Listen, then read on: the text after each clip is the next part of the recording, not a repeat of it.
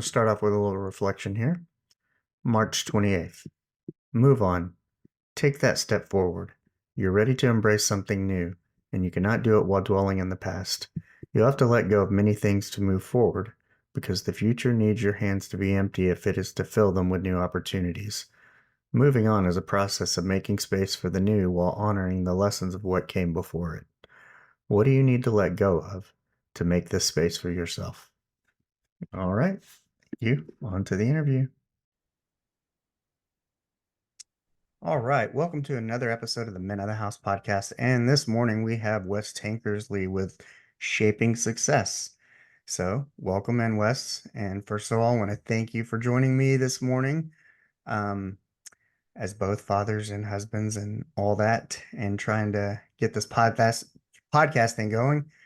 You know, we're often up early or up late, trying to make this thing happen. So, thanks for joining me. Yeah, I appreciate you having me. It's been a while since I've been on one myself. Like I obviously record almost every day for the most part. Well, every weekday for the most part, but like I can only imagine what it's like to be on the other end because that's where it is. It's like you're always thinking about like, what do I got to do here and what do I got to do there and what, I mean, and it's just crazy. It's easier when you just got to talk. Yeah. Yeah. So one of the cool things is, if people don't know, you have a podcast, Shaping Success, which is kind of where I found you. I met you on TikTok, and um, I was kind of new to TikTok, wanting to use TikTok kind of as that Instagram advertising platform for the podcast. But the way they've incorporated their live feature, where you're scrolling through a post and you see a live, and I came across you. Right. And having started a podcast, I was like, oh, wow, I'm getting to see a podcast in real time. And so that was kind of the first thing that attracted me to the podcast. And then, of course, I start hearing the topics. And what people don't know is your podcast is early in the morning coffee. Right. The one I listen to. I usually get up early. There's a lot of times I'm up getting my daughter ready, making lunch, trying to get her ready for school and whatnot, and I can tune in. And it's kind of cool. What I love about it is, if you miss it, of course you can hear it. You can watch it on all the platforms on YouTube.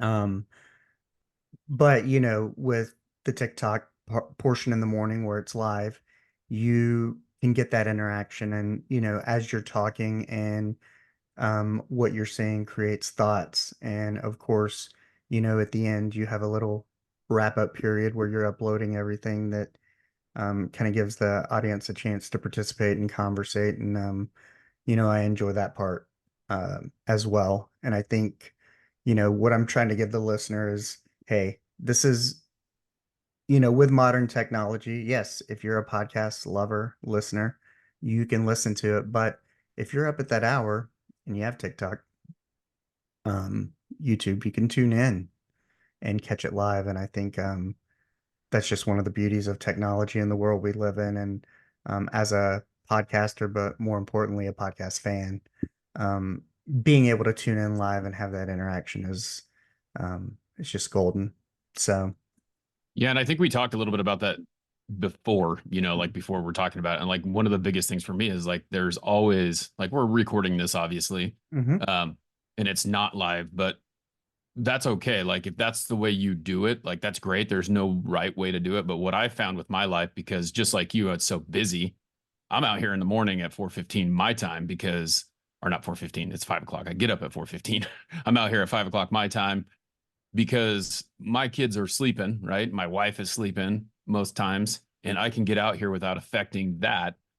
And then if I have to take the time to edit everything and put everything together, that takes more time. And I love the aspect of the live thing and being able to interact with people. So it has the chat room going in both spots because the program that I use is able to go to Facebook, YouTube, and X. And so like anyone who is watching from any of those platforms can chat there. And then I put TikTok because it hasn't quite got there, and I can kind of see back and forth between them and interact. I mean, I've always liked the idea of being like, I wish I was a radio host or had paid enough to be a radio host because it's kind of fun to be able to like have people call in or talk to people or address those topics as they come in. Because as you're commenting and I'm going through the things that I'm looking at and that processes that I'm going through in my head and relating them to my life and how I use them, people are commenting too. And like I can, you know, kind of go off of that too. When you say something that reacts and I can, that's right, you know, like, and I look down, I see that, like you commented on one yesterday, I think, and I read the comment out loud and said, yeah, exactly. And then like, this is part of that. And that's how, and I can riff off of that. So it's fun to do it live. I feel like for me. Yeah, and and kind of my style too in terms of interviewing is like, I like to have an outline and a direction, but I also like to keep it open to where it can be also a conversation, like your Right. podcast in a way, and in that sometimes something the person you're talking to, they just say something that sparks another thought and can take the conversation deeper into another direction that's related. Um, but let's start off. Where'd you grow up? So, you know, I mean, it's kind of a weird story. I talk to people about this every day because, like, I'm a salesman. You're always trying to find ways to relate yourself to other people. But I was born in California, so down in Salinas, California. And then at the age of 10, my parents moved me to Ontario, Oregon, which is like 30 miles away from where I am. Like it was right on the Idaho Oregon border. And so I grew up in Ontario, you know, played sports there. I was a football player, baseball player. My freshman year, I mean, I played basketball, in which I wish I would have continued to play basketball, but I didn't. But you know, I played sports there, and then ended up back in California after I graduated high school for a little bit. I got a scholarship to play football, but didn't really like the school that um, I was going to have to go to that gave me the scholarship. I didn't want to go there. It was too far away from home, too far away from anything. So I couldn't like just go escape. Like, hey, I need to go home this weekend. It would be a whole day drive, and I was like 8 hours away. Hmm. And then if I wanted to go down to California to go see my family, another 8 hour drive. So like there was no like in between. I didn't like that, and I didn't like football enough to get like a partial scholarship and play unless I was like if my school was completely paid for, it'd be a different story, but it just wasn't. So yeah, I mean that's kind of where I grew up. I grew up in Ontario, Oregon, small little town, small little farm town, and yeah, I hated it. I hated it when I was growing up. It was funny, but now I live on 3 acres. It's like I went back out. I lived in the city for a while. Like I want to live in the city. I want to do these things in the city because it's so close to everything. And now it's like I hated that and I wanted to get back out to the country. So it's kind of cool to be able, Yeah, excuse me, it's to a raise the kids here. convenience. It's a convenience thing. I grew up on 12 acres, like in a town of 400 people when I moved here. Then it went to like 600, 800. Now it's like 5,000. But, you know, my wife and I, we spent 8 years in Austin, Texas, and I worked downtown. And, Yeah, you love the convenience, but then after moving back, and having a 10-year-old, it's just, you don't have to worry about passing cars, all kinds of, there's just so much freedom and so much right. I appreciate it about it now that I just didn't have the capability of appreciating when I was younger. It's kind of funny how that works out. But Yeah, you're just thinking like, hey, I want to go. For me, it was like it's 7 miles to town. I have to right. get a ride or I have to, you know, drive there or whatever. It was like it was ridiculous. I want to go to the basketball game. Well, now I got to drive all the way over there. I want to go to the, whatever. I got to go to practice now. I got to wait for my parents to come pick me up or whatever. I We had one hated two riding the bus. we had It one two-way sucked. stop in Yeah, town and that was it. yeah, So you mentioned you played sports and kind of the importance of that as it relates to what we're talking about. And, let everybody in. Podcast Connection Network, we talk about mental health a lot. Sometimes it has a negative connotation, but, I want to flip it and talk about something positive. And, you know, what I notice about you and the audience is going to learn is your fortitude. And I'm guessing that playing sports had a little bit to do with that. What was it growing up in a small town that attracted you to sports? Was it just were you naturally athletic, or what was it about sports that you gravitated towards? It's interesting because I have this conversation like with my daughter every day because I'm a lot like her, I feel like, or I was a lot like her. I had a really negative experience with sports when I was her age. I played little league, and it was that typical, the coach is always some kid's dad. He plays the people that he knows. Right. I may have not been good enough, but at 10, I didn't quite understand that. Um, and so I really hated baseball after that experience. And when we moved, I ended up giving Little League another shot, right? So I was 11 and tried out for Little League in Ontario and ended up on a team. Like I still remember the coach. He was a great guy. Made me enjoy baseball again. Gave me a reason to like it. And then that's just kind of where it all took off. Like I was kind of an artsy, not artsy, but like I was into like crafts and building things and stuff like Hmm. that because I got out of sports. And um, I ended up going and doing this thing. And so when I started playing baseball, I ended up being on the minor league team. And like Oh, they wow. found out quickly that that was a mistake because um, I was athletic, right? And I had this drive that like I've always had the drive that no matter what I do, I'm going to do it 100%. And if I can't do it 100%, I'm not going to do it at all. Um, and I just remember a lot of stuff about that. Like I was a good hitter. Um, I remember this play where I just laid out. I'm like, how did I do that? Like, there's all these things that you just do that you just become second nature because you're just working really hard at it. Um, and so that kind of got me back into sports. And then once I got back into there, it ended up being that this same coach that was my baseball coach was my Optimus football coach. And I mean, I damn near quit football one time because I hated running. I just, and I still despise it. I mean, um, and so their big thing was like you start at practice. The first thing you're going to do is you're going to go run this big lap around. And it's like I've gone back to that school yet for now, and it was very small. It might not even have been a lap around the track, but it It was seemed it insurmountable. it did it, and it's like I'm running as fast as I can, and I'm trying to get around this thing, and I'm this big giant. Like I mean, when I was in the fifth grade, I was probably 6 foot. They as a lineman they tell you that or as a person who's over, they had like a weight limit, right? So like if you're Hmm. over 150 pounds, you can't carry the ball. So like you're automatically stuck in lineman mode because that's all you can be. Because they don't want you to hurt someone or they don't want the little kids being able to not stop you. And I was a big kid. So my lineman career started right off the bat because that's all I could be. But running that lap, I was like, no, I'm not doing it. And I remember it was funny. And I've talked about this on the podcast before because motivation from your parents was a little bit different back in the day. Hmm. Um, my parents had paid for it. I told them I was going to do it. Uh, my dad had an experience when he was younger that he quit playing football because his brother committed suicide and he had to take care of all these things that his brother had going on. And his dad told him, nope, you can't play. So he had to quit because he had no choice of all these things he had to do. And then he never went back. And he regretted that so much so that he wasn't going to allow us to quit something that we started.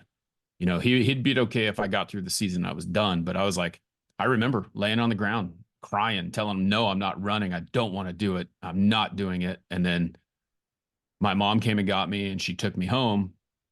And my dad gave me an attitude adjustment when I got home and said, you are not quitting. I refuse to let you do it. And we've since had a conversation. I mean, obviously, this is like a long time ago. I mean, I'm 43, but I still remember those things. And I kind of feel like that's the start of where things went for me. It's like, you're not quitting. You don't have a choice. You started it, you finish it.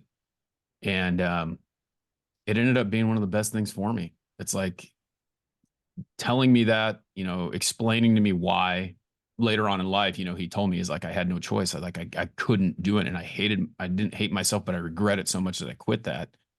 And it was one of the best things he ever did for me was teach me that you can't quit. Like if you start something, no matter how bad you are at it, no matter what it is, if you don't get kicked off the team, if you don't get, that's it. You don't quit. And even if you got like injured or something like that, you're still there. That's all there is to it. You need to be there for your team. So, I mean, that's kind of where that all started.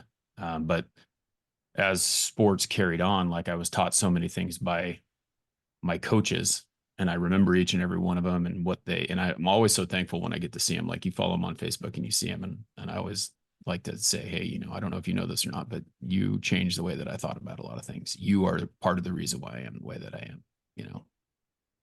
Now, it's always interesting. I think with anything that people get kind of proficient at or people pursue, sports especially. I mean, do was there a point like, you started off, you hated running these laps, and then it becomes like a I'm not gonna quit thing and I'm gonna see this through. But there's also a point that I think people forget about. Did you actually enjoy it? Did you enjoy the game? What was it that you enjoyed? Was it the competition? Was it the progress you saw in yourself? Was it somebody else seeing something in you? Or was it just love of the game? Or was it kind of a combination of a little bit of all of it? Because we all have this idea of kids, like you see Joe Montana or something, and you're like, man, I want to be like that guy. I remember having the San Francisco 49ers outfit from J.C. Penney's at 7 years Right. old. And so you love it. And then I played Little League ball, and it was like, you go in, and then of course it's hard, and there's different things, and you may not always start or you may start. But I remember loving it, because I was kind of the same size as most people as a young person. But once we got out of little league into junior high, like, to put it into perspective, I was 4'11" and 90 pounds as a freshman. Yeah. So my football career ended kind of when most people started. Right. And but at that point, I didn't love it enough to continue. I was too small. I was getting injured. It wasn't fun for me, and that's Right. why I didn't continue. But, you know, as it relates to, did you actually enjoy it? What was it about it that, besides the talking from your dad, that kind of kept you going, that took you to a scholarship level? Yeah, I mean, it was something. So one thing, obviously, like I can't. There's this thing that I always looked at. Like there are people who are extremely talented and gifted, and they're able to do that. I was not extremely talented or gifted. My gift was that I was big. Like, I mean, by the time I was a freshman in high school, I was pretty close to the size that I am right now. Like I'm 6'3", 260 right now. That's about what I played. When I was a freshman, I was probably 6'2". I was almost there. Like a lot of people mature. I'm assuming you're not the same height and weight that you were when you were a freshman, because some people mature really fast. Yeah. It's, Yeah. and I got lucky. I mean, that's where it was. Like I'm sitting here in fifth grade wearing a 10 and a half size shoe. My dad's pissed because I'm putting his shoes on. Um, and I'm like, I'm going to go outside. I'm going to wear my dad's shoes because I can. Um, but it became a point where like I realized when I was a freshman, I still think like there's a guy that was a class ahead of me that was a freshman, and he started on the varsity. He ended up getting hurt, but he started on the varsity. Like that was unheard of. You had to be extremely good to be able to start on the varsity as a freshman. And he ended up, I don't know what happened to him, but he ended up getting a punctured lung or something his freshman year and didn't get to finish out the season, but he was there. And my goal was like, I'm going to be like that guy. I played with that guy. 2 years ago, I played with him. He was an eighth grader. I was a seventh grader. And I was like, I'm going to do that. And so I got up there, and that was what it was. I mean, there was just this drive. Like, again, I don't know. Like, I feel like that one moment, like, instilled in me that I'm going to work as hard as I possibly can, no matter what. And then I was that guy that was motivated. Like there's some people who are motivated like a lab puppy dog, where like if you yell at the lab, that dog is going to go cower in the corner. And when you yelled at me, I was so disappointed in myself for not doing what you wanted me to do. So like I still remember my coach like yelling at me. And that was what motivated me. And that doesn't motivate everyone. Um, but I was such a people pleaser that I wanted him to be happy with the way that I was playing. And so um, I don't know, there was just this drive that I was always trying to make myself better because it made me happy when it happened, right? Like Right.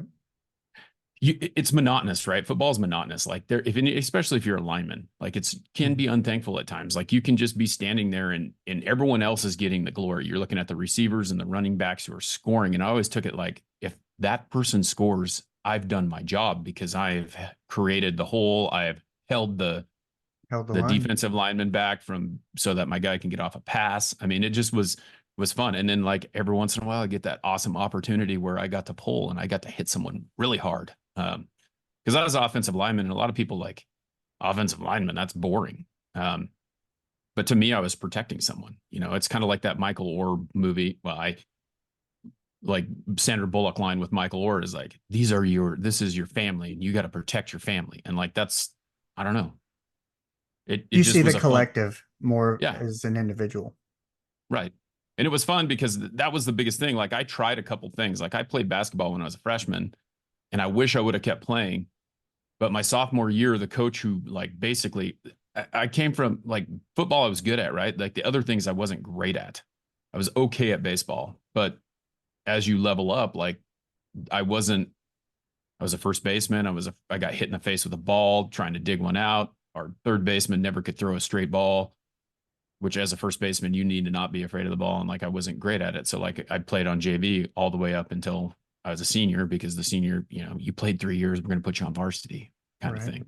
I could hit really well, but that wasn't enough to stay in the game. And so I tried wrestling when I was a sophomore, and wrestling is like an individual sport. There's like a team score, but it's really individual because it's on you to win, right? And you have your coach. I mean, you obviously have those people in your corner, but like it's all on you.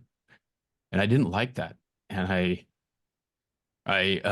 just decided that I wasn't going to play a winter sport and then just focus on lifting in the winter for baseball, which wasn't really. I mean, you don't really need to lift for baseball, but like working on those things. Right.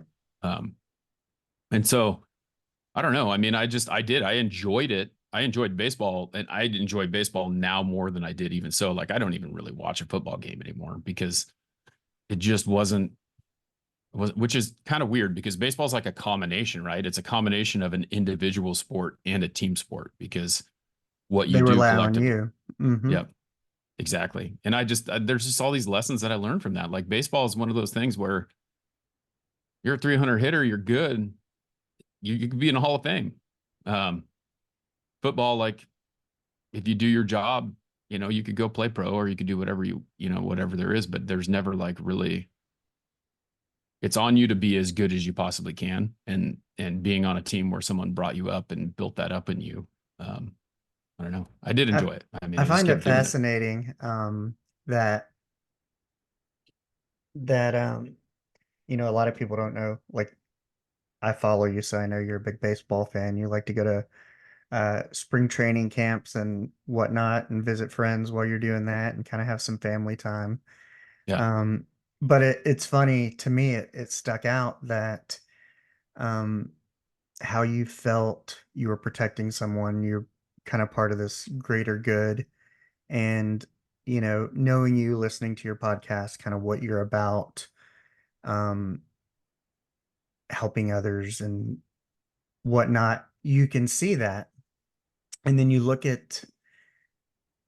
I mean, you didn't like wrestling because it was kind of that solo thing, but yet at some point, which kind of relates back to baseball, at some point you're a solo podcaster doing an individual thing, which, you kind of didn't like wrestling, which was that individual thing. But I think, kind of that connection to baseball that you mentioned of going like, you know, your podcast is for everyone to right. enjoy, for you're giving something, you're serving, um, kind of like you were as a lineman.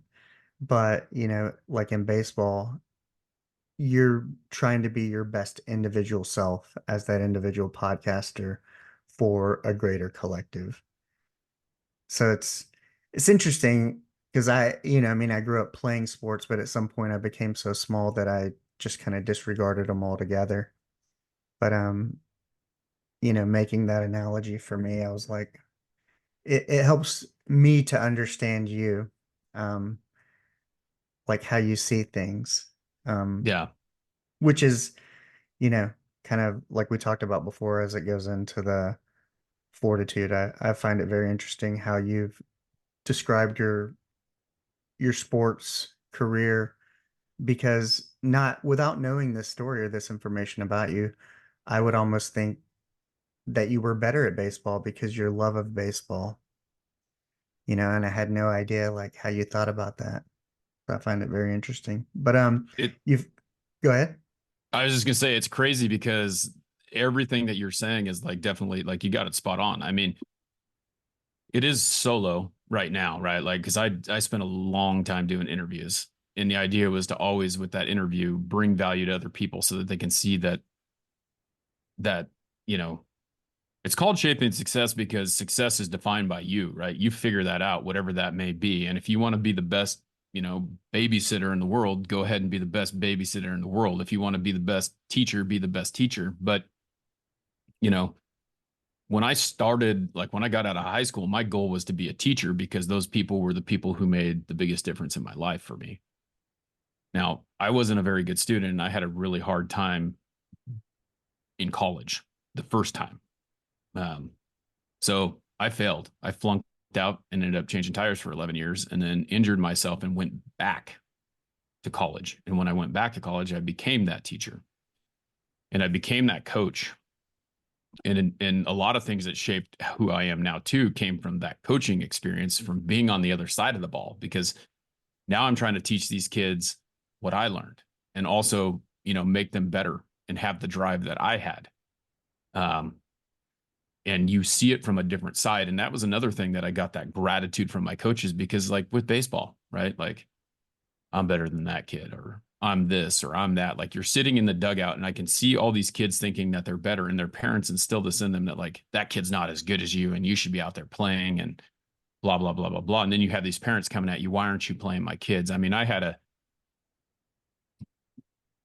education is one of those things where, like, and I was a PE teacher. So, in elementary school, you teach those kids differently than you teach middle school kids, and you teach the Right. middle school kids different than you teach the high school kids.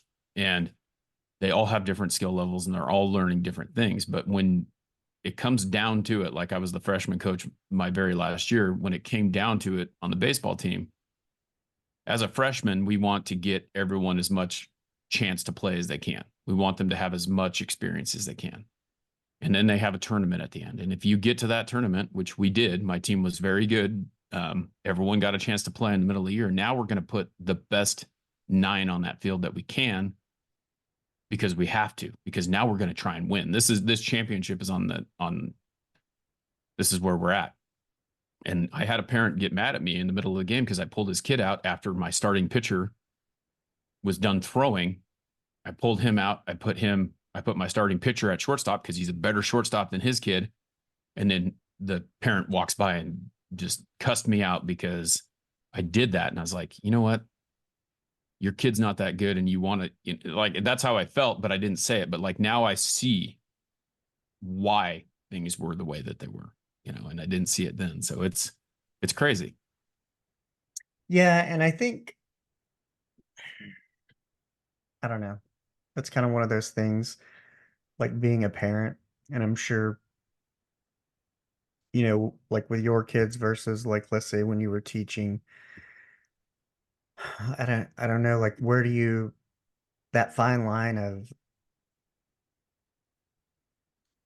trying to explain to kids this is why things are the way they are, maybe so they understand a why um that you waited so many years to gather by becoming a teacher. Because I mean, the other night, like my daughter asked me something, and it was something about being reminded of like, hey, it's 9 o'clock. Do you have your clothes picked out for tomorrow? Do you have this? Do you have that? And she's tired of being reminded. And I told her a long time ago, if you don't want to be reminded at this time, you have these things done.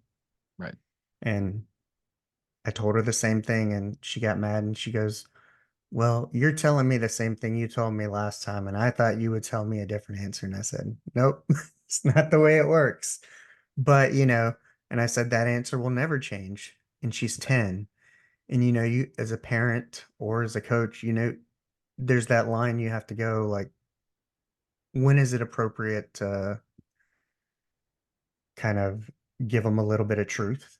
Um, but, as it is with your kids, or if you're a coach, a mentor, a leader, um, you need to believe in those kids. Or even when I was a manager in healthcare, you need to believe in your team. You need to believe in your nurses and your Right. doctors.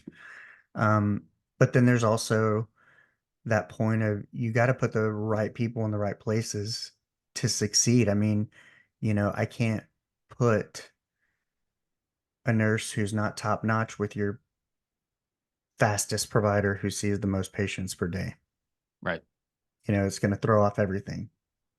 And there's kind of a point where, for some people, you have to give them a little bit of truth. And I think that's a tricky part as a parent, as a leader.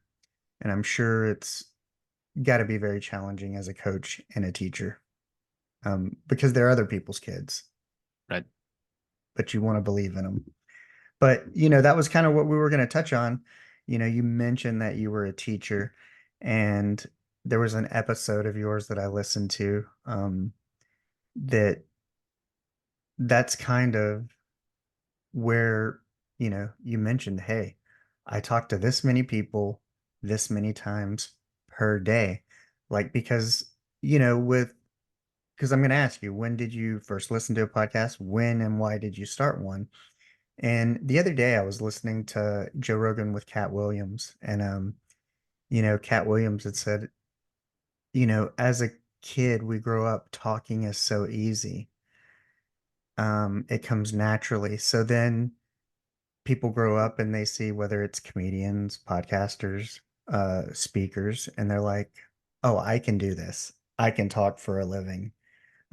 It's so easy just to talk, but it's really not. It takes a little bit of practice. I took communications in college.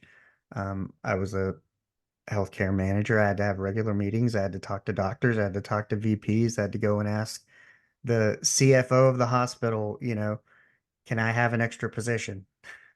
Right. So you have to be well spoken. But when did you first start listening to podcasts? For me, it was about 2017. Yeah, I'd have to say probably the first one that I heard, like I had when I was coaching, when I was probably around there sometime, 2018, I would say, because when I was coaching with a kid who's like, "Hey, I listened to this podcast." He is, probably a couple years out of high school. He's like, "I listened to this podcast and blah blah blah blah blah," and I'm like, "Yeah, what's that? Like, what's a podcast?" Like, I kind of know what they are. To me, it was kind of like, oh, it's talk radio, because that's the era that I'm from. Yeah, Um, it's like like a I blog, picture. like a spoken blog. Yeah, exactly. And I was like, whatever. I'm not really into that. And then, it pops up on your phone because you got an Apple phone. And it's like, oh, there's Apple Podcast. And you start listening to them. And the very first one that I ever listened to, it's kind of funny because I'm like a big DC guy. Like I love Superman. Is like, you know, when I was a kid, I was a big Superman person. And now I have like this whole hat DC sleeve on my arm. And but Michael Rosenbaum, who played Lex Luthor on Smallville, had a podcast. And so it was called Inside of You. And it's basically, he talks about it's like mental health, but he's interviewing these people that he knows and just talking to them about their mental health journey and the types of things that they're doing. And he always brings up, like, it's funny. He's like, well, how does that work? Do you go to therapy? Do you do this? Do you do that? And blah, blah, blah. But it was just intriguing to me, the conversation of that, because I'm interested in people's lives. Like, I listen to books when I'm driving. Um, I listen to podcasts with interviews with real people. That's the ones that I enjoy the most. And so anyway, I was listening to him, and then I kind of ran into Dax Shepard a little bit too, which I don't listen to anymore because I don't know, like it started going off on a different direction with him, where I feel like Michael kind of just keeps it more um, real. Dax is kind of like, you can see the project that, like, his production. And I do listen to like Joe Rogan from time to time, but like that's everyone's go-to, right? Right. I'm not a big like you'll notice like mine are kind of short. Like my morning coffee is definitely short, but like when I do an interview, unless it's someone that's really big and I feel like I need to give them way more time, um, they're usually around an hour or so. Sometimes they go over. Like I interviewed Chris Henderson from Three Doors Down, which like on a whim I just got him on Instagram to say, hey, yeah, I'll do it. And he hopped on. I gave him like an hour 15, hour 20 minutes because the story was good. Like, and that, like with normal people too, like with, and I say normal because no one's really normal, but like if I was to have you on and the Hmm. conversation was going in a direction that it was going to go more than an hour, like as long as it was consistent and I wasn't like, because if I'm getting bored, that means that other people are getting bored. Right. Right. And so you want to keep that going. So, yeah, I mean, that was kind of the start. And then I ended up, what happened was someone introduced me to Gary Vee. Actually, my barber introduced me to Gary. Hey, have you ever heard of Gary Vee? And I'm like, no, I haven't heard of that guy. Um, he goes, he's got a podcast, but you should read this book. And he had Crush It. And I read, or the one that I downloaded was Crushing It. And I was reading a bunch of books at the time, like actually physically reading them before I discovered Audible. Hmm. Um, and Gary Vee started talking about these other people. So this is where the podcasting, like I'm tying this all together because this is where the podcasting thing kind of came into play. So he was talking about uh, Lewis Howes Hmm. and Grant Cardone and I'm trying to think who else there was. But like basically, I started my Instagram account off of that. Right. And then I started following those people. And I'm like, I'm going to listen to this guy's got a podcast. I'm going to listen to it. So I listened to Lewis Howes, who is kind of like I would say the modern day Tony Robbins, right? Yeah. I Like listen to Tony, him. yeah. So Tony Robbins is great, but like he's, I don't know, almost He's 70, right? yeah, He's older. And Lewis is 68. more our age, played football, um, talks about his life and who he was and basically how he couldn't read and this and that and blah, blah, blah. Then he starts interviewing all these other people. And so I'm listening to Lewis House and I start to think, this is cool. I could do this. Like I would love to. So I had switched positions. I'm not a teacher anymore, right? Well, I'm in my mind, I'm a teacher. Like I'm Right. always a teacher. No matter what I do, is to educate other people. Um, and I enjoy doing that. Like I sell window coverings, but I'm educating every single customer that I go to on the products that we have, and in the end, I'm asking for money. But that's kind of the difference. Like I'm not asking for money as a teacher, but um, so I'm like, I'm going to start a podcast, and I had met with a guy just on LinkedIn that had messaged me, and we're trying to make the dots all connect. And we're like, hey, let's start a podcast. Let's do like a co-host. Let's pull in like people from the Valley because he's a commercial real estate uh, realtor and I'm a window covering salesman. And I can knock on these doors and talk to these people and say, hey, you want to do a little interview and we'll post it on YouTube or whatever. And then they'll get them to kind of want to use us as their commercial real estate or their window covering salesman. And I realized that I didn't like we one way or another, like we were trying to connect all the dots and try and make that work. And he lived in Boise. I lived in Star, which is like 30-45 minute drive. Our lives didn't really connect. It was tough to get him to my place. It was tough to get to his place. Um, I had kids, he's younger. Anyway, I'm like, all right, well, let's do this. Like, you do an interview, we'll post it on the same thing. I'll do an interview, we'll post it on the same thing. So like we'll just keep it going. And we couldn't figure out how to upload podcasts, which is the dumbest excuse that there possibly is because I couldn't figure it out. I couldn't figure it out. I couldn't figure it out. And then one day I just realized all I got to do is drag the video and drop it in there and it'll do it on its own. And once I had that, it popped. And then I started realizing that I wanted, like, I'm interviewing the people that I was interviewing. I was doing the same thing and I didn't have to do it with just people locally. And it became more about like just finding people. And so I started finding people that inspired me. And I kind of hopped on TikTok and like right before COVID, which I mean, I'm at 24K on my followers right now, but I spent tons of time in 500. Like 24K came after someone beat me up on TikTok. Mm. And I had this video that went viral because that's when you get a lot of followers. But most of the people who followed me were from this one video. And it was just crazy, but that's a whole nother thing. So Mm. anyway, like I got into the podcast, I started interviewing people. started using those other avenues like Instagram, TikTok, Facebook as a platform, just kind of like you're starting out to do and you're learning to push out the episodes and drive people to the podcast to listen to it. So, um, which, it's kind of changed over time because I've started to realize that a lot of times when I interview people, you're telling their story, but you're not telling your story. And so to get to be on an interview like yours, I get to tell my story. And I've done probably 7 or 8 podcasts where people have actually invited me on their show, which is, and I might not advocate enough for myself to be on other people's shows, but I don't want to, hey, can I be on your podcast? I don't want to do that. Like, it's not me. If they want me, if they feel that I have value to add to their platform, to their Right. people, then have me on. If not, I'm not going to push you to do it. So I don't know. I mean, it's just been one of those things where it's continued to go. So like it's always been changing. Like the first year was interview. I didn't have an interview. I didn't do a show. Like I tried to do it weekly, but I couldn't always find someone who wanted to hop on. So they weren't always people that I wanted to be on. It was just getting people on and practicing, right? And Right. talking. And then I'd get that one that I really liked. Like I had my very first like huge one was Mark Simo, who I just kind of like ran into this person who if you don't know who Mark Simo is, he's the guy who created No Fear. I'm sure you wore No Fear Mm-hmm. clothing Oh growing yeah. up. Now he has a vodka brand called Trust Me Vodka, which he's, working and got him on. And I talked to him and that was like the most downloaded episode for a while. And then I met some guy he was like a promoter for like these actors. And he wasn't like not really high A-list actors or whatever, but he would give me these actors and I'd interview them. And then I met my friend Jay, who I co-host with One Drink Wednesday, Mm-hmm. who helped me get Noah Nelson on, who Noah Nelson is Craig T. Nelson's son.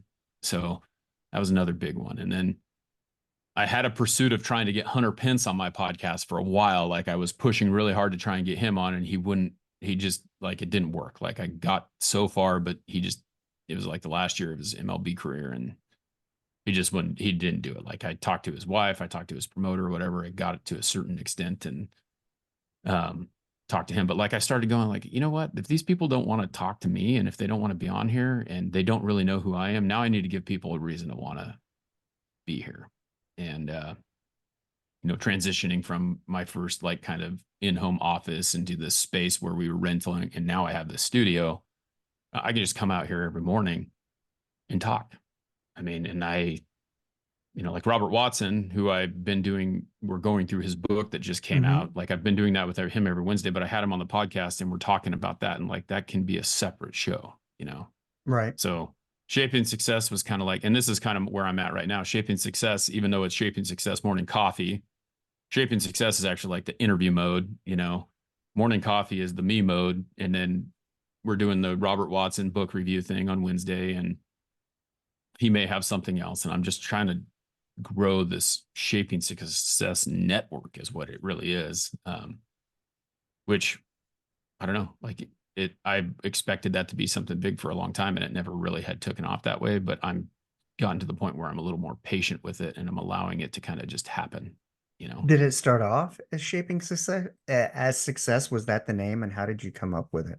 If so. No, it didn't start out as Shaping Success because what happened was um that's a good story too. So what happened was like we called it Treasure Valley Max Media and it was like that's what it was because Treasure Valley is where I live. Mm-hmm. We want to get these people from the Treasure Valley in there. And once Kyle, my friend, and I decided that it wasn't going to work out between the two of us trying to do it, I just went off on my own. And at that point, I was talking to another friend of mine, another kid that I coached in high school, and his dad was into like social media stuff. He's really this tech nerd. Um, and they approached me because I was doing this to like, hey, can we produce your show? Because they had this other program, but what I found was I didn't really like the way that it was working. So I did that for a year with him. But at that time, we're like, what are we going to call this? What should we call it? And I started going through like my Rolodex of things that happened to me and figured out like why I want to do what I want to do. Like it's always about teaching people. Um, and I went back to this moment where there's this kid that I didn't go to, he was in the same grade as me in high school. I was a year younger than me. And he at one point said to me, he goes, you know what? And I don't know where the conversation come, but I remember this part of it. He goes, I'm going to be twice as successful as you when we get older. He goes, I'm going to be way better than you. I'm going to be so much more successful than you. And I was just like, how can you tell me what that is? How can you be the person who defines what my success is? Like, you can't say that you're more successful than me. I could go flip burgers and be really good at it and be successful. What's success to you? And like everyone always thinks about money, Hmm. or material things and stuff like that. Position, Well, what's that? position. Position, exactly right. Yeah. So like this is it. Like that's what's successful to you. Well, it's not. Like that's not to me. Like fulfillment is success to me.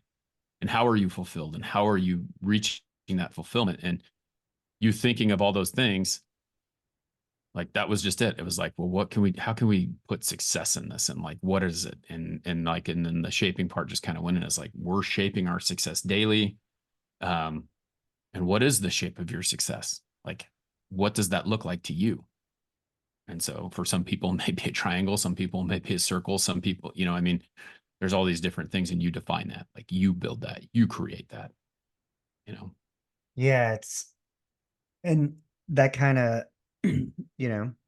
So you said you started. How soon after listening to a podcast did you start it? Like, what was the window? It was probably pretty quick. I mean, what happened was I had quit teaching, right? So I went from, and it's so funny because I can tell you that it was scary, right? Like the job that I went into is 100% commission. I went from a job where I was making a salary. It was guaranteed every single day or every single month I was going to get the same amount. I had some money that was getting put away into retirement. You go to the same job every single day. Teaching is not going anywhere, right? Like it's never like All they're you got to always going do to, is show up to get whatever it is. That remains consistent as long as you show up. yep. And what with a person like me, that gets kind of monotonous after a while because like you're just, here I am. And I can see people going through the motions, and some people like that. That's great. That's the shape of their success. Right. But it wasn't mine. Like I wanted more. Like I wanted to be in charge of people. I wanted to be like, if I was the PE teacher, I wanted to be the head of the department.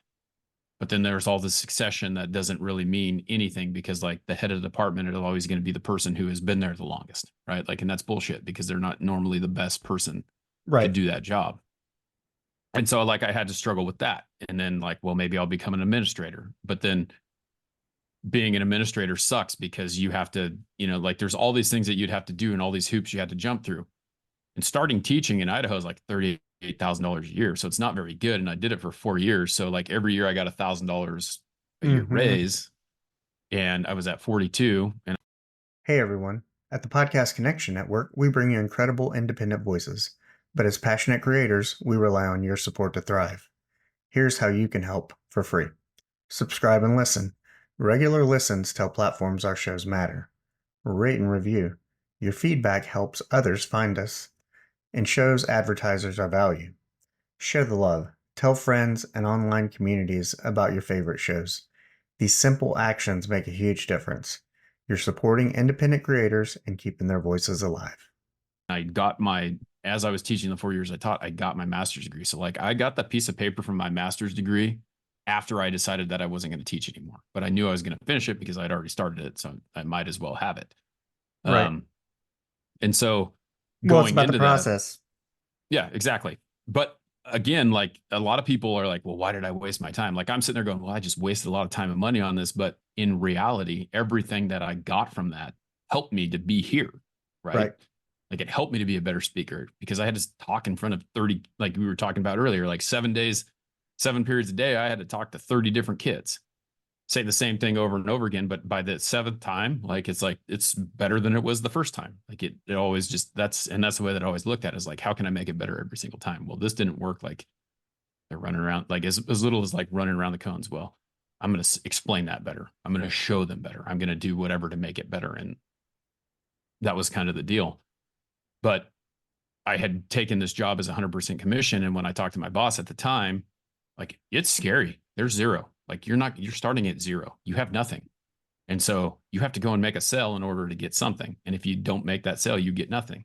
And if you're not good at that job, he's going to get rid of you because he doesn't want you. He doesn't want people who aren't going to make him money.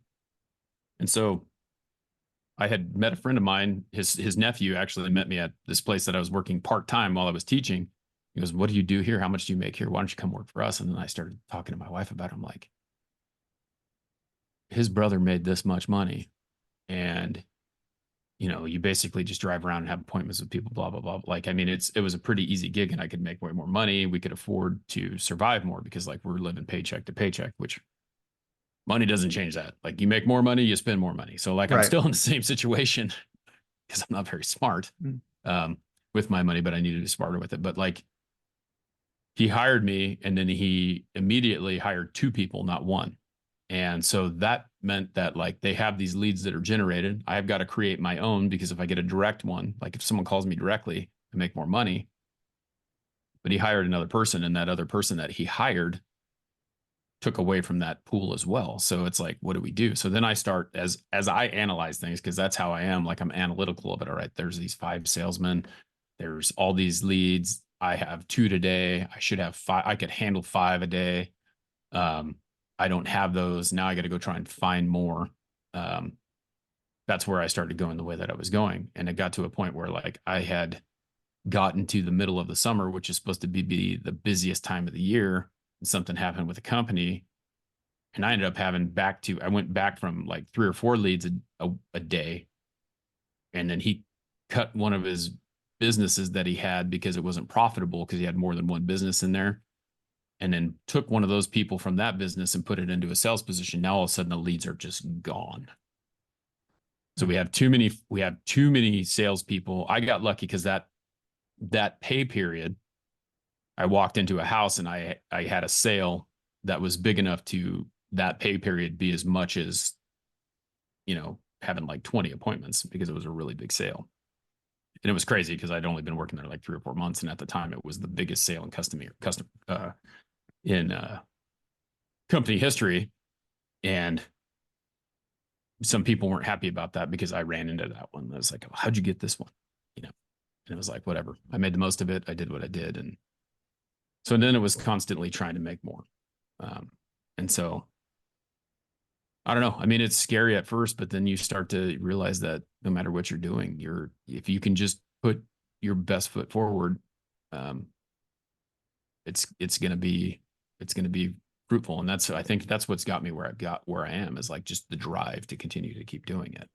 You know, Yeah, like since after being laid off in the pandemic, I do the podcast, but then also Uber, but I'm kind of my wife is the more steady person. So if kids are sick or something, I'm the go-to to stay right, home, doctor's appointments and all that. So I maintain more flexibility, but it's the same. If you don't work, you don't make money. right.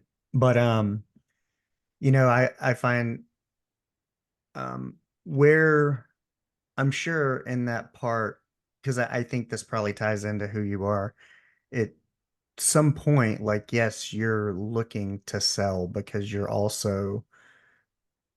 livelihood is tied to that. But Right. at some point, to be successful, is it almost like you need to let go of trying to sell so hard and maybe make the connection with the people? And if you connect to the people, then they're more comfortable to do business with you because they feel like they're doing business with a good person who's going to do them right, essentially. And even if they can't do the business today, maybe they come back and do the business later when they're able to because they remember and they had a connection with you. Have you run across that? So as I'm talking to you and you're telling me that, like my first thing is to go to like a car salesman, right? Like that's their job. And I never go into like I know that I'm going to make money, right? Like that's Right. the thing. Like I know that I'm going to make it, but I never go into a sales. And I think that's what kind of sets me apart from other people. Like obviously at the end there's an ask, right? Like okay, so this is Hmm. how much it is. This is what it's going to be. But I walk into a house looking around, trying to find a connection with the customer every single time. And hey, here's this. Here's, like I had a great customer yesterday that I walk in, shake his wife's hand. He's not quite there yet. We've been talking back and forth for a while. And I got to talk to him a little bit after. I'm like, I'm hanging up temp shades. Even after the sale, we're talking and I'm relating and I'm trying to create this connection because I really think like being connected to people is a big thing. Mhm. And you know, learned from her that she was a realtor and that these, you know, like they had it's a brand new house and they had these appliances, like they told them they didn't want them. And like the process of like having brand new appliances is because they didn't like it. They had to get rid of the other ones, blah, blah, blah, whatever. Like I know the whole situation that was going on there. And then I got a chance to talk to him after. And he's a pretty successful guy who started a vape shop like a long time ago before vaping was huge. And whether you like vaping or not, this is kind of like an entrepreneurial thing, right? Like, so he Yeah. started this vape shop and we were talking about like COVID, same thing here. Or like COVID became a huge thing because all people were doing was sitting at home and then they needed their vape, you know, and like Hmm. that's when they got so busy. And then you know, this is what I did. I had a partner. We started another company. And between here and there, and like it's one of those deals, like people are willing to work and willing to do whatever it takes to make that happen. That's what that's what drives me. It's like this podcast for me is like something in addition to what I'm doing. I wish it was what it was, but I'm not going to stop Right. doing it because it could be more. Um, So yeah, I don't know. I mean, like I'm not that salesman. Like I'm the type of person that like I'm gonna educate you. I'm gonna give you all the information you want. And I feel like people come back to me for that. Like there's been times where I've walked into a house and I'm like, this is how much it is. I walk away. They look at me and they go, okay, we'll let you know. And then 2 days later, I'll get a phone call. It's like, you know, this other company came in, they gave us a quote. It was the same price, or it was a little bit more, but or yours was a little bit more, but we like you. And you were very forthright with us. We didn't like the other person. We felt like they were kind of rude, blah, blah, blah, blah, blah. Or they just expected this. Like they're that other salesperson. Like, and they The pressured us to do cringy one. this. Yeah, Hmm. exactly. And that's what people think of when they think of sales. Like, I like Grant Cardone, but like listening to some of the stuff that guy does, it's like it's a hard sell every single time. And Right. I'm not going to do that. And maybe he makes more money because of that, but I don't like, I'm not going to do that. I make plenty of money and I don't want to lose who I am to make the other person feel Well, uncomfortable. well, it's kind of like I would equate it like a long-term strategy. It's um like with Ubering. You look at the collective. You don't know unless you go out and try. Some days, they give you these projections, but the projections are a 4-week average. Right. And, you know, um, sometimes it's like fishing. It can suck, and sometimes it's really good. But the value, I say overall, it works out collectively, but the value is in the end, whether it's the flexibility that it allows, the whatever, and it kind of like related to shaping success. I mean, what does success mean to you? Yes, I have a podcast. Ultimately, I would love to do this and this be the way that I earn money, or make a living, because this is what I enjoy. But I also enjoy getting other people's story out there. Right. But, it's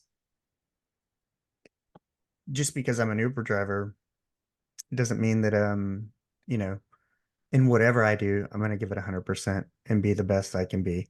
I'm going to make sure, I come up working in restaurants. So I'm big on food. I'm big on people pleasing. And food cooking is one of those ways to get immediate feedback if Right. you're doing well or not. And so in a delivery, it's like, hey, if I can get your stuff to you fast and whatever. And I mean, my earnings, my tips, and my satisfaction ratings and all that show that. And, but the value is in it allows me to do this. It allows me, kind of like your job, being able to ride around for 5 or 6 hours a day and listen to Audible books on personal development, listening to Right. podcasts.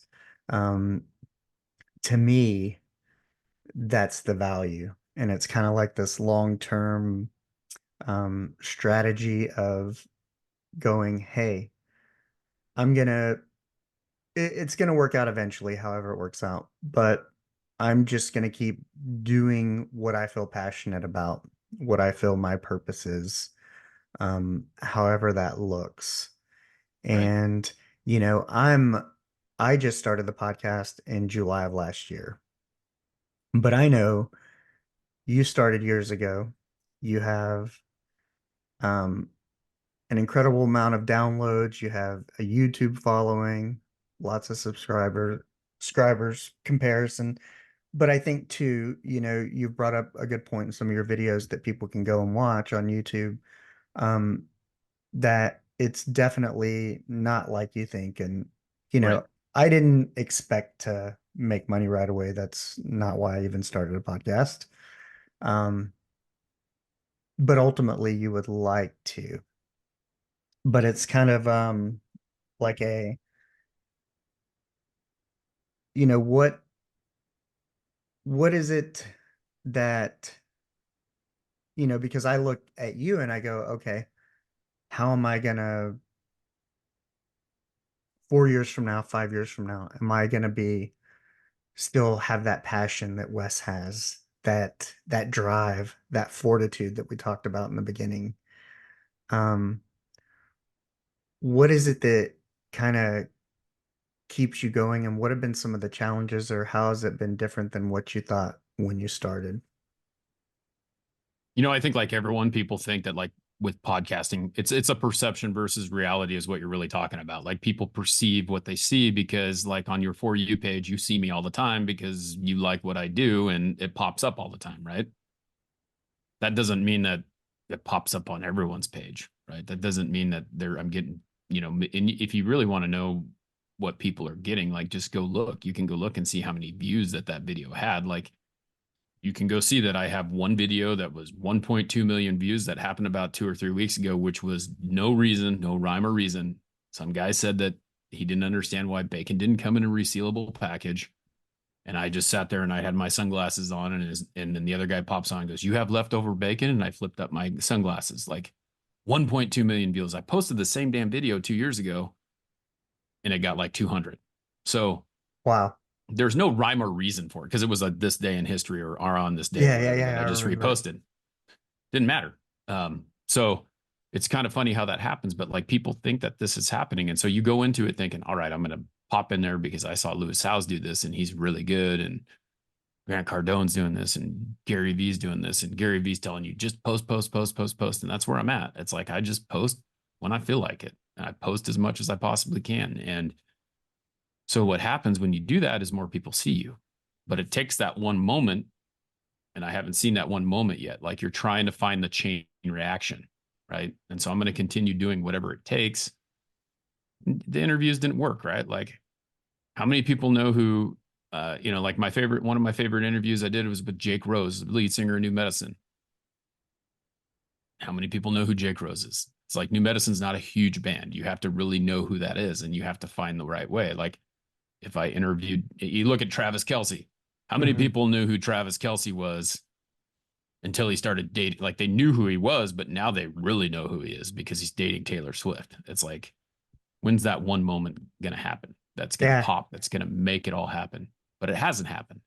You know, I think I have like, I have to look at it. I think I have like 3,280 subscribers on YouTube. Well, people don't understand that it takes like 10,000 views on one video to make a buck. So, what do you have to do in order to make enough money to cover your salary? Like a buck a day or one video that's like 10,000. I probably two or three videos, and I've had a YouTube channel for 4 years that have hit 10,000. So, there's a dollar. Like I look at my monthly earnings, it's going to be $4. Cool. That's where it's at. You know, when that becomes $1,000, I'll be happy. Right. But, well, I mean, I'll be happier, but still $1,000 isn't enough to cover my thing. So, Yeah. you have to realize that it's a long game. It's not a short game. And I don't know. I mean, I'm going to keep doing it. It's something that I enjoy. It's something that's going to happen. But that perception is always like you're killing it. Well, you're not. Like, and I think that the littlest things that people don't understand is that what they can do is they can go and they can listen to your podcast. I haven't looked at my audio download numbers for, I'm not going to look at them until the end of the month. So I got another week or I so avoid because it too.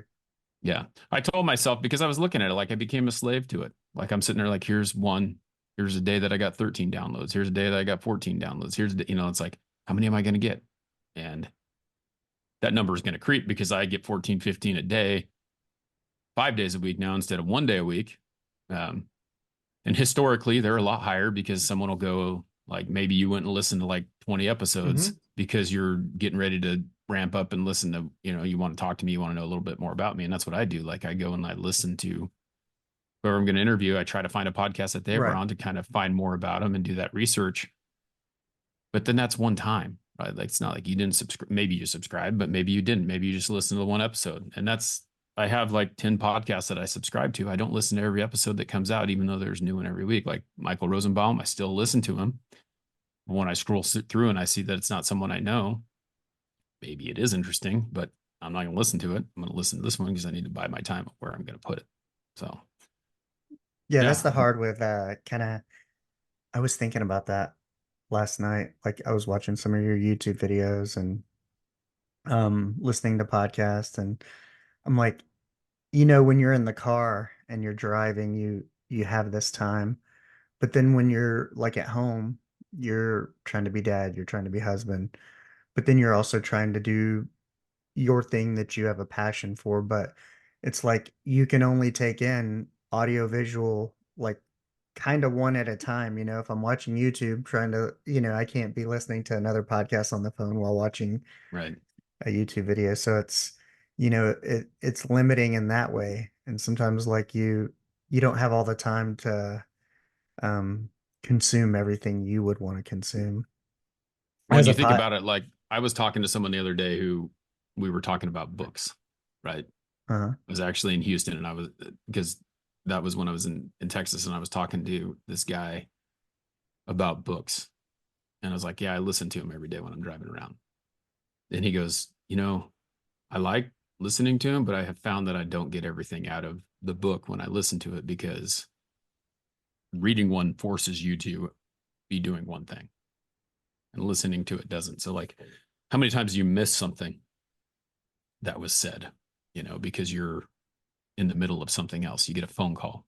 I was yeah. listening to it. Boom, phone call. Now I can't remember where I was at. Oh yeah, that's right. That's where I was, those types of things. But yeah, it is. Life's distractions do get in the way sometimes and they stop you from doing the things that you want to do. What's going to keep you um where do you see yourself in the next 2 years? Like let's say with the podcast, is there anything different you want to do? Is there anything different you want to focus on? Or are you, I mean, I enjoy the morning coffee. I enjoy the Mm-hmm. whether it's sometimes it can be 10 minutes, sometimes it can be 25, but I enjoy kind of the short little motivation first thing in the morning, something to think about, something that reminds me to, I think, dig deep, go one more, try one more Right. time, keep going. Um, what do you see happening in the next couple of years?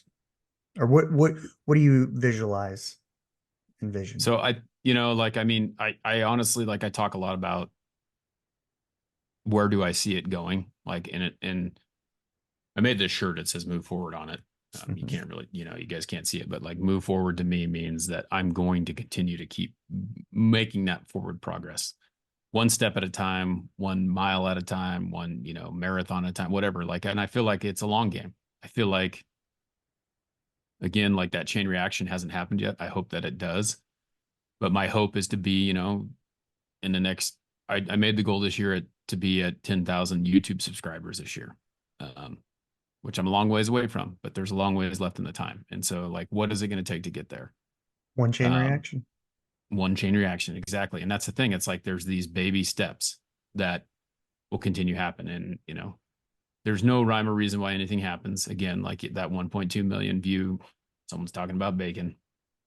But my goal is to have, like I'm close to. I have over. My goal was to make it to 300 episodes. I've done that, and that's going to happen faster because there's 365 days a year and I'm doing it 5 days, Hmm. 5 days a week. So it's going to happen. Well, most of the time, 5 days a week. Um, I need to stop making excuses of why I don't get up and do it because sometimes I just don't feel like it. And I don't want to come in here going and like maybe I do need to do that. I don't feel like it today, guys. I'm not. I just don't. Like those are the things that people need to see that you're not always motivated to do it. There are those downtimes, and so I try to kind of wear my heart on my sleeve with that for the most part.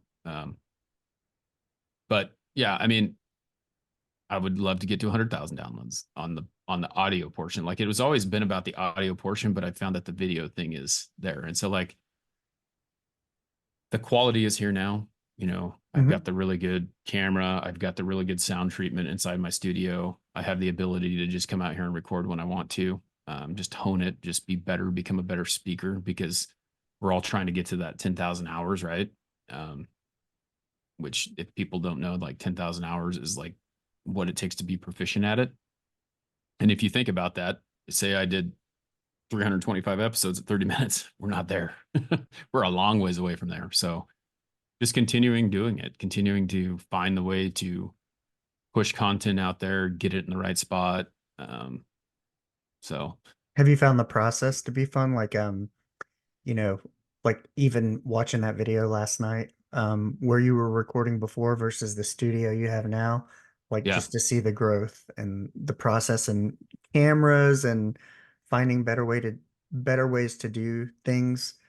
Have you found it enjoyable, frustrating, challenging, or all the above? it's pretty much all of the above. Like I'm trying every single day. I'll tell you this camera thing. I've had this camera since November, um, and I just finally made it work a month ago. It's like when I made it work, I was like, what have I been doing? Why? And that's a kind of the aha moment, right? Like we talked about like uploading the first podcast. Like it was like, how in the heck is this supposed to work? And it's like, this was way easier than what it needed to be. Like I made this Yeah. way harder than what it is. So that's a little frustration. But then when it's there, you're like, oh my gosh, this is so much better.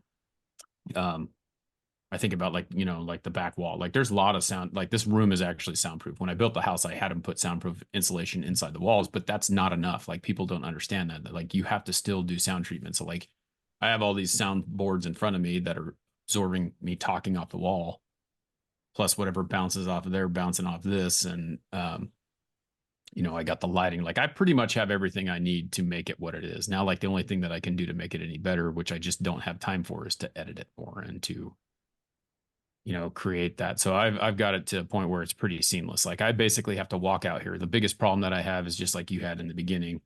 Technical. I had to restart my computer this morning. I told you that. Like I didn't have to restart it, but for some reason it was off. I never turned it off, but it was off. I came in here, I had to boot it back up. And because of all the crap I have going on it, like it takes forever to get it going.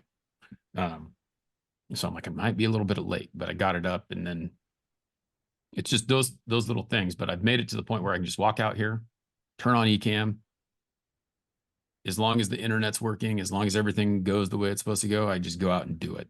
So I'm gonna do it. And there are days where it won't boot up fast enough, which is annoying. And I have such a small slot of time that Yeah. um, sometimes I'm like, just not gonna do it, you know. But Yeah. I think it's one of those things. I think we're very similar. Um, it sounds like it. in our pursuits, especially like when I look back and I go, we're probably both doing something totally different than we went to school for. We both have master's degrees and and a lot of people would probably look at what we do and go, why? But, I think getting your master's, like to me, it wasn't the information's the information.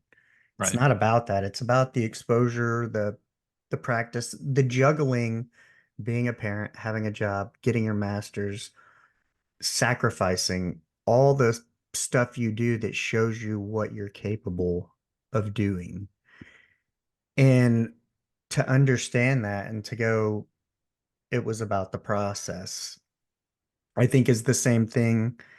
Um, when I look at fortitude, when I look at you, when I look at where I'm at beginning a podcast and where you are having had a podcast for some years now, it's that understanding that the enjoyment or that you're getting something from the daily grind, from the Right. process, from the trying, from the keep pushing forward from, and you know, kind of like you, I don't know, like we both have master's degrees, but maybe we were just too dumb to quit sometimes, you You know? know, I I honestly like I feel like it's all about challenging yourself, right? Like I mean, I think Yeah, the biggest thing for me was like I knew when I was getting my master's degree that I'm not what would I not doing that done? Like I would have just been going through the monotony of just continuing to just be a teacher every single day. right. You And I needed never wanted to growth.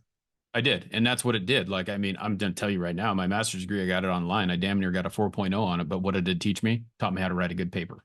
I mean, that's really what it was. It was all about writing papers. Yeah, Um, communication. and yeah, I mean, that's what it is. It taught me how to write a good paper. Teaching taught me how to talk. Like, if you can take that lesson, but like, I maximize my time in everything I do. And I think that a lot of people are like, I don't have time to do that. And it's like, okay, well, you do, but think about where you're placing your time. Like, Right. I wrote papers on my prep period. I, for my master's degree, I came home, spent time with my daughter, wrote papers at night. My daughter wasn't home from daycare yet, wrote papers there. Like, I mean, you find the time. Like my job today, there was other people that I work with who don't have time to do it. I came home yesterday and I had 4 or 5 appointments. I quoted each and every single one of them. I sent over the quotes. For the four that I sold, I put in the orders. I mean, it's like I maximize my time in between these appointments. Like I'll go to my first one, I'll sell it. I'll either go find a place 5 minutes from where the other one is and take care of the back end part of that at that place, get it done, go to the next one. And it's like it's all about time management and finding a process and doing the best you can at whatever it is, and you will find the time. Don't say you don't like time is it's the biggest excuse that I've ever heard. It's like, I get it, but find time. You don't like it? Get up When did or it click for you? Like when did you always have that or when did you develop it? Other than when you I, had to. I don't know. Like I feel like it's just been something that's driven into me. Like it's like even when I was changing tires, it was like, what's the most efficient way to change 8 truck tires? Like Right. I wasn't the person who was going to go stand out on the like they send they give the people the jobs that are the fastest the best jobs, or they like they like I didn't like talking in or changing car tires. Like I would rather be out on the truck slab because it was something that I could just go, you know and to go out and change 8 drive tires in 30 minutes, no one ever did that, but I had a process. It was like I still remember it. Like I bet you I could be pretty close to what it was now, That would be 15 fun. years later. Yeah, it would be fun to go. And that's what I tell. I have a buddy that lives in Texas that he still sells tires for a living. And um, he's like, he's out there changing. I'm like, man, I just like to, like he's posting videos on Facebook trying to get business to come to him or whatever. And I'm like, I wish I could just do that just one more time. I told him, like, I wonder how fast I'd be now. Like, not as fast as him because he obviously continues to do it every single day, but you don't forget how to do it. It's Yeah. just, it's a different time.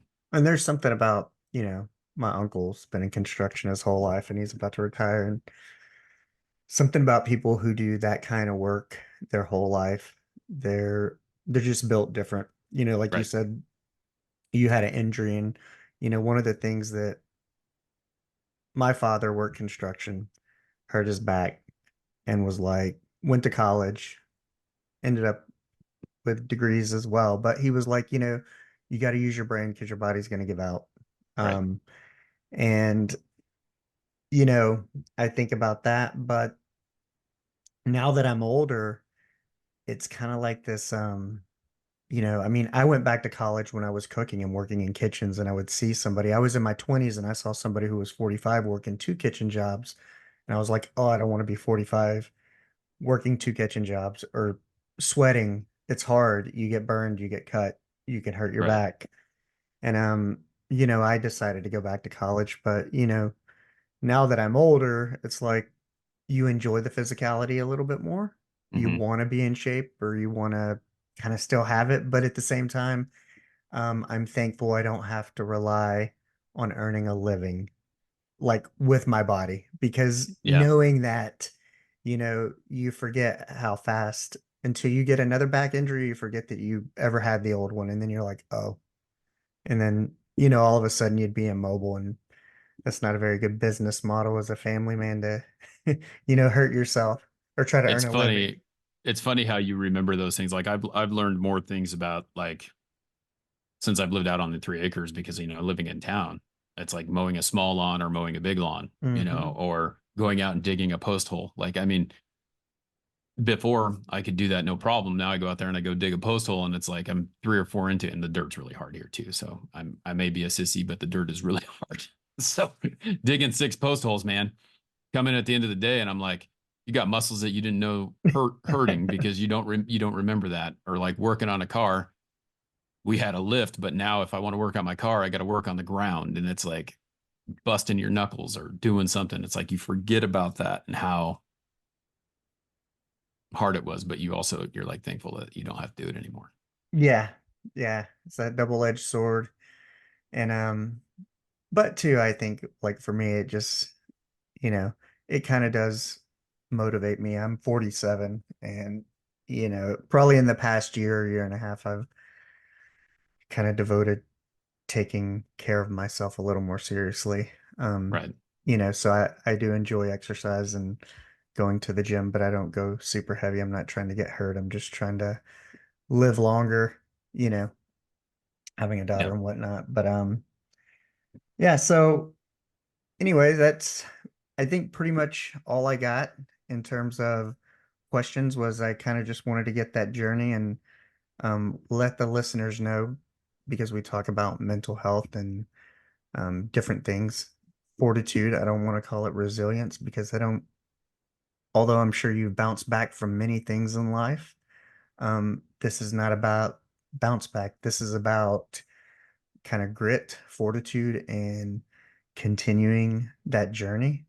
And kind of like you said, I think shaping your success, however that looks to you. Um, Right.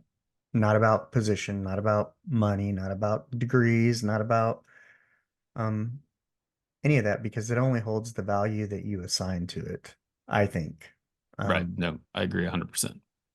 I think doing this, um, not only for whoever wants to listen, but also, like I always say, if nothing else, our children will have a place when we're gone to come and listen and or have morning coffee and listen to those Yeah. lessons um, when we're gone, because none of us are promised tomorrow. But you know, before we leave, let everybody know where they can find you.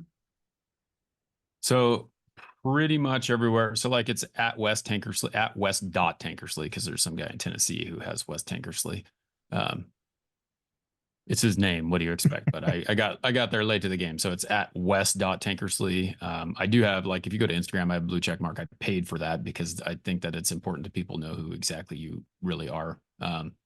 TikTok's a little bit different, but at Wes.Tankersley, same thing there. You can follow us on One Drink Wednesday if you want to do that too. That's on both TikTok, Instagram. The YouTube is at Shaping Success uh, with Wes Tankersley. You can watch all that stuff. The podcast is anywhere you can be finding podcast. I have a link tree somewhere too, like that has all the links to everything. But yeah, I mean, the Yeah, I easiest know on way the is, YouTube, if you scroll to the bottom, it has everything nicely laid out where they can find you. yep.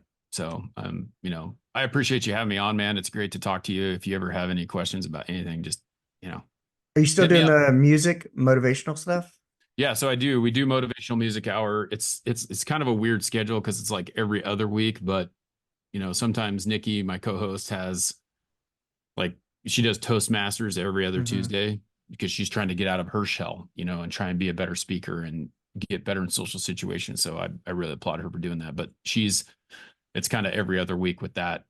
We actually are doing it next week. So it's been like 3 weeks in a row, which is not typical. But yeah, so we do that too. We listen to some music and talk about those. And that's on, I stream that from my TikTok channel. So, yep. And that's kind of cool. That's one of the things I enjoy, as well as if I'm up early doing the dad thing, I can catch the podcast or, morning coffee.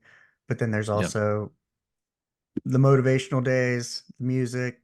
I like that you guys kind of tie what it means to you and the stories, and then of course you guys have the One Drink Wednesday, um, and I've seen that as well. I That enjoy it one's all, just a but little more fun. That's like the virtual yeah, bar. Jay and I both enjoy bourbon, and we've known each other for a long time through podcasting. And yeah, that's just yeah, a and good it's time. cool. It's cool. I think the listeners, the audience can go check all of that out, and they can kind of see um, the full circle, how everything's kind of connected within that, and all the guests and all the players, and even myself, I look forward more to getting in entertaining and learning more about it, of course. And it's only been a few months. It seems like it's been forever, but I've really only been on TikTok maybe 3 to 4 months, I guess. Yeah. And so it seems like things have happened rather rapidly. But yeah, it's people always see the finished product. They don't see all the hours of work that go into it and the backstory. Yeah. And that's kind of one of those things that goes along with that fortitude and drive. But yes, thank you for coming on.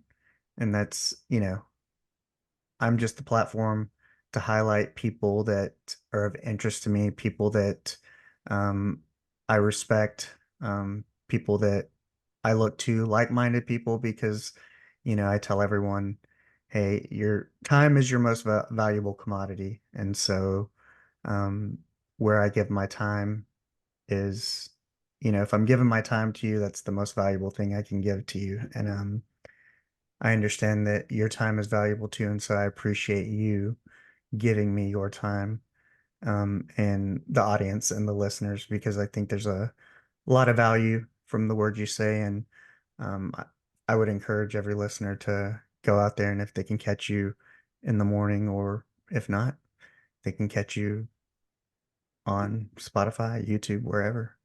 Yep. But thank you for giving me your time, and I look forward to picking your brain a little bit, and look forward to watching you grow and continuing to shape your success. Well, I appreciate it, man. Thank you very much. All righty.